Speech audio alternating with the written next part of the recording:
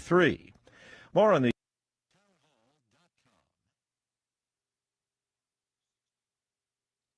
This is staff meteorologist Jennifer Wojcicki with your regional radio forecast. A few flurries possible at times today, otherwise bright sunshine expected. Daytime highs approaching 21. Northwesterly winds 10 to 20 miles per hour. Clear skies again tonight, lows of a love around 9 above. A dusting of snow tomorrow night. Hear weather twice an hour or online anytime at DeWittDailyNews.com. Right now, 11.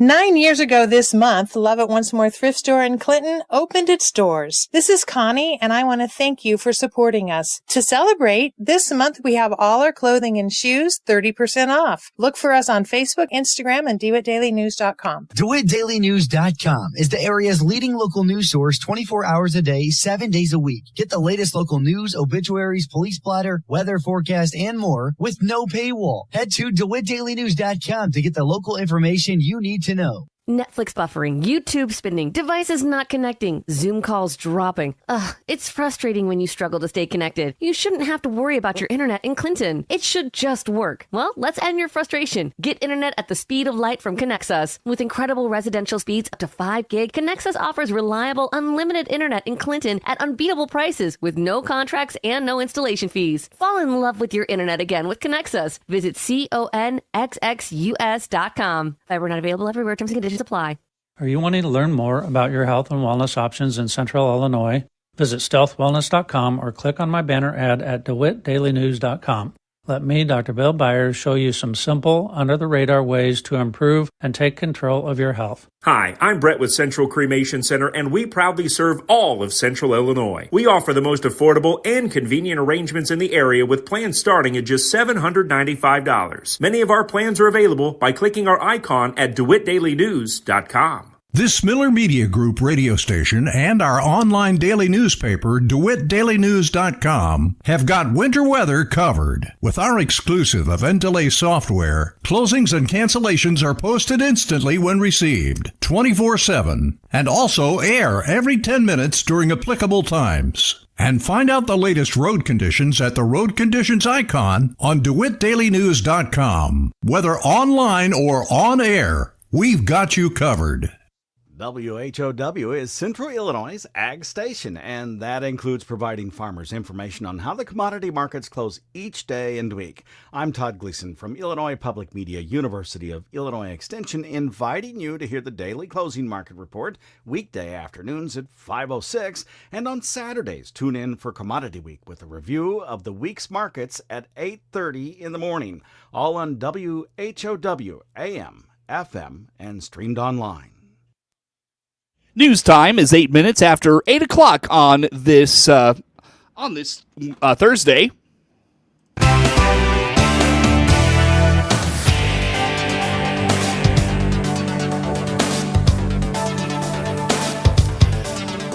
Top of the morning from the newsroom of Regional Radio and DeWittDailyNews.com. I'm Seth Lawrence with this expanded 8 o'clock newscast streaming to Facebook and YouTube, brought to you by Peterson Insurance, your Pekin insurance agent in Clinton.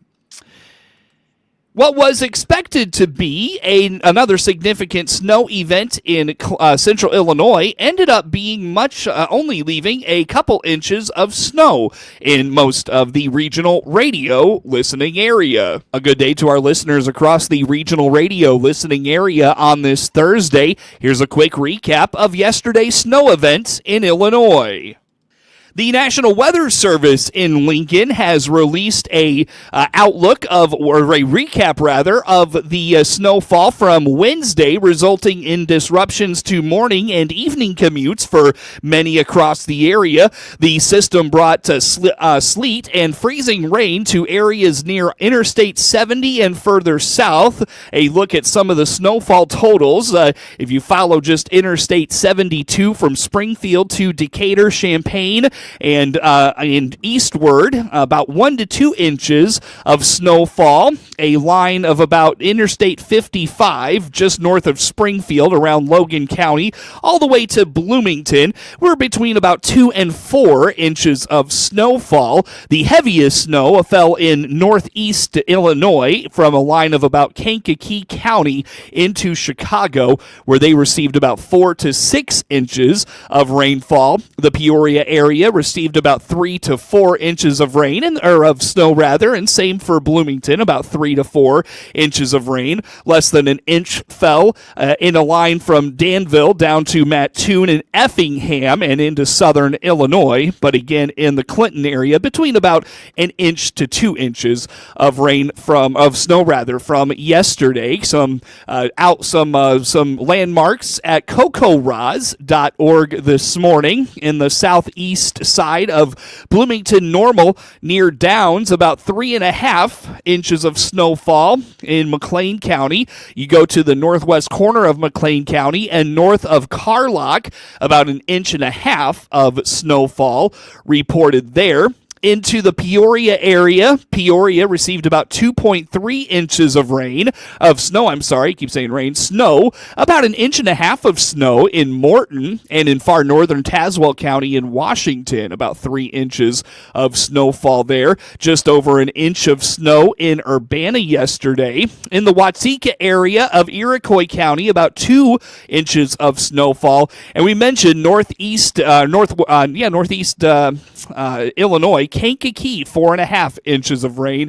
Meanwhile, in the Chicago area, between 1.5 inches and 2.5 inches of snowfall up in that part of the state. If you move to the south, Christian County, outside of Edinburgh, about 1 inch of rainfall in the southern portion of our listening area this morning. Again, our recap of snow today, courtesy of the National Weather Service, as well as CocoRoz.org on this Thursday.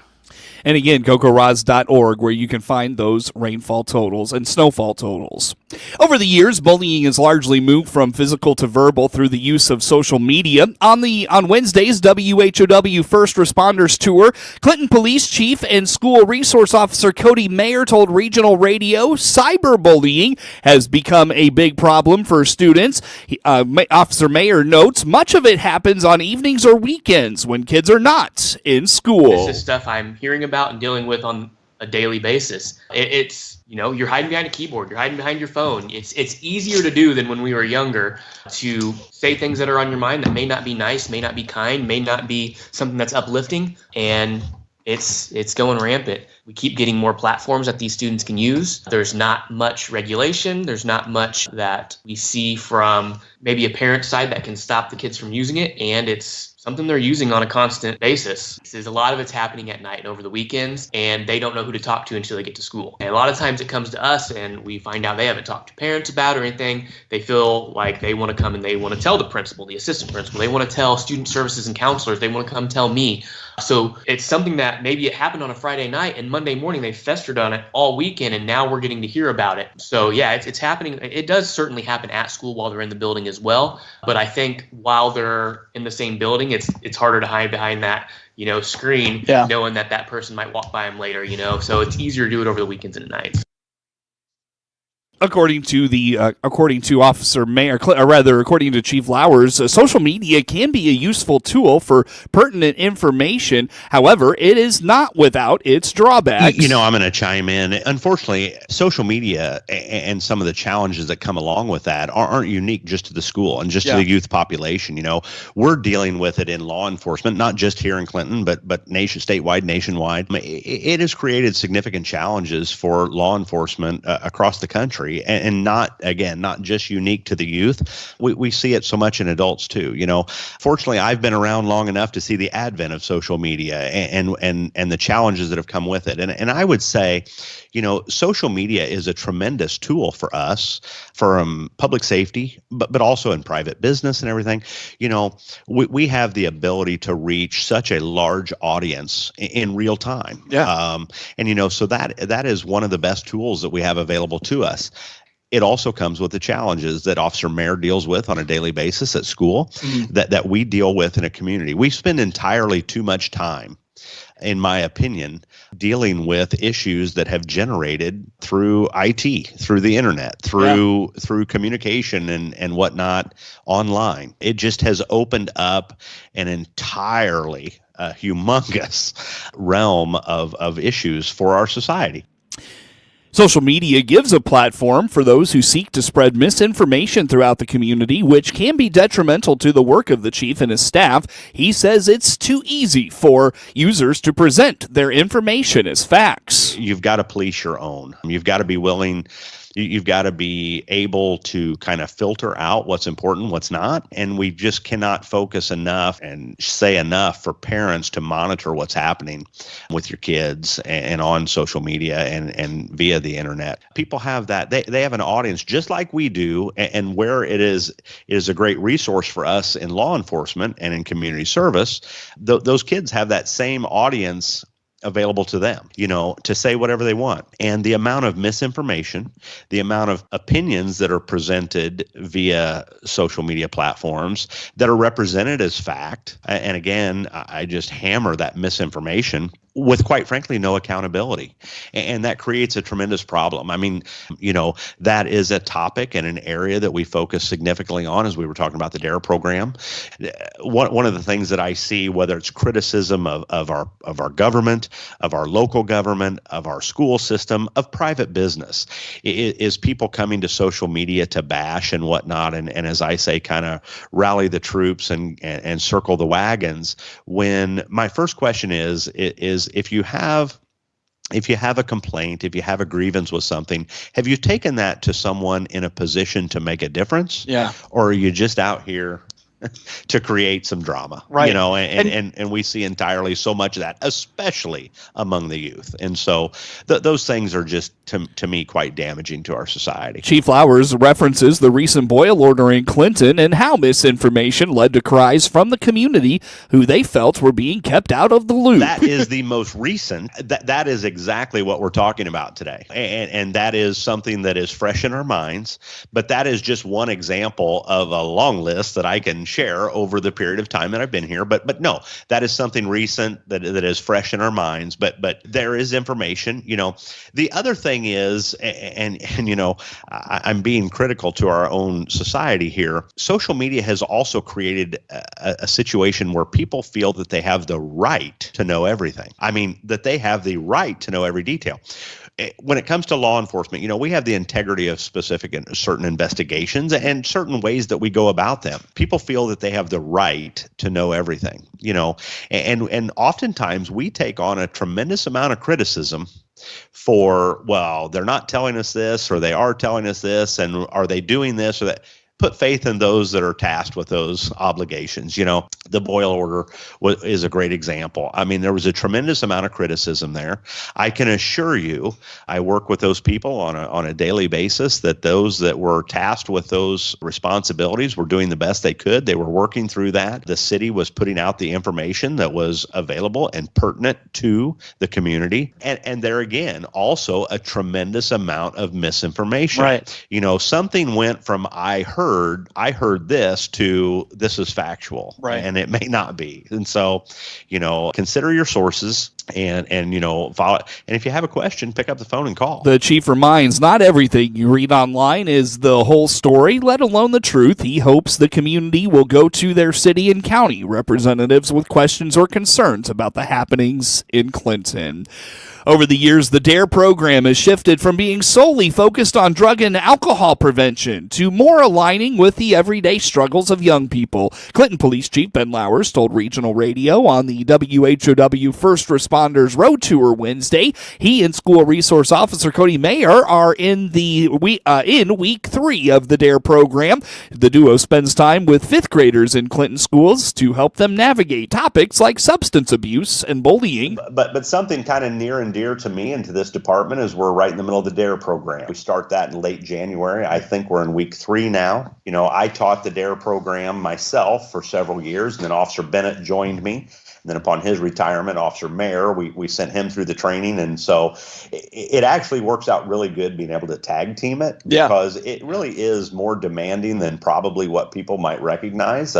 We spend 6 hours. There's 6 fifth grade classes. We spend an hour with each class once a week, but we break it up into 2 days. So we just have 3 days on 3 hours on Tuesday, 3 hours on Thursday. But the preparation for that, it actually turns out to be more than just 6 hours a week. It really is. It's demanding. But I'll tell you, the benefit from that, the interaction that we have with the kids, I can't speak enough about.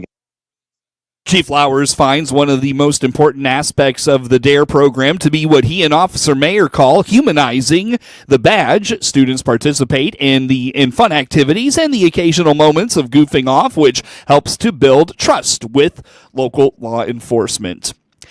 News time is 20 minutes after 8 o'clock on this Thursday. Get news anytime at DeWittDailyNews.com. Serve Pro of Piatt DeWitt County's Fort Fire and Water Restoration